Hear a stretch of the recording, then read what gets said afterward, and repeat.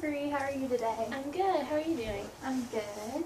I want to thank you for taking the time to talk to me about Jackson's AAC system. I just want to walk you through the evaluation of the symbol representation and also just the different types of symbol sets that may be options for him pertaining to his CP.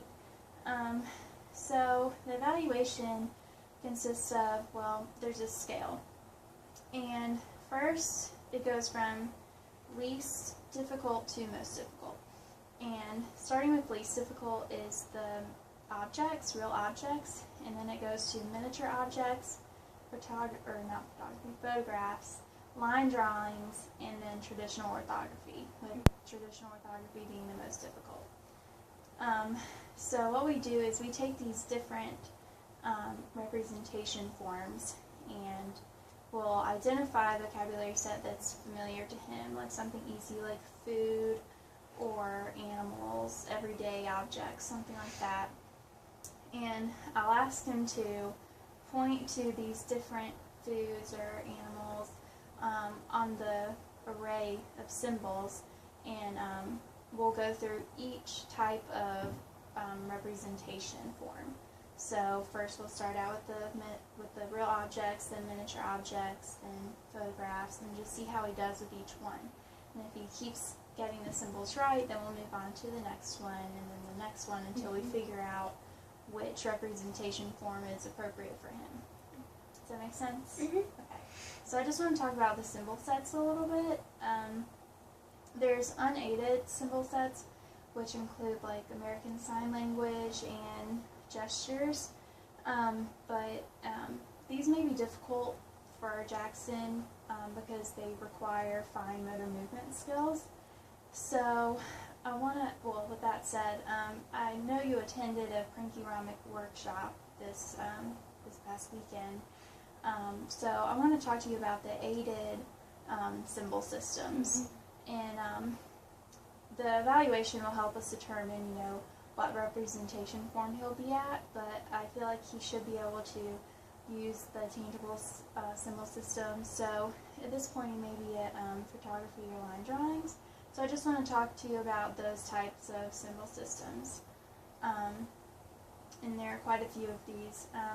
There are the Rebus symbol system, which that's very transparent, and there's, let's see, the Rebus symbol system uses each symbol represents a whole word or part of a word, and most of these are morphemes.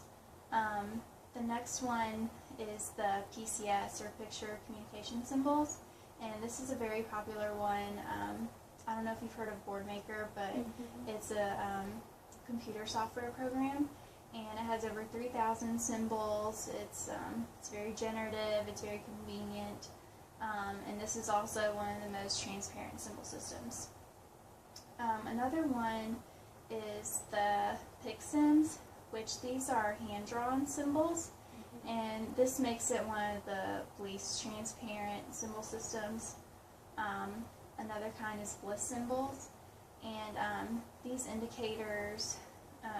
indicators for punctuation, plurality, and tenses, and this one is very generative as well, and it's also transparent. Another one is Menspeak, which you may have learned about some of the Pranky-Romic workshop. Menspeak is very generative as well, but it's more difficult to learn because there's no one-to-one relationship between the referent and the symbol. So it's based on recall memory and not recognition memory. And there's also the LAMP, which is basically a new format of this, and this program is actually based a lot on motor memory, and it's like, kind of how you learn how to type on your laptop.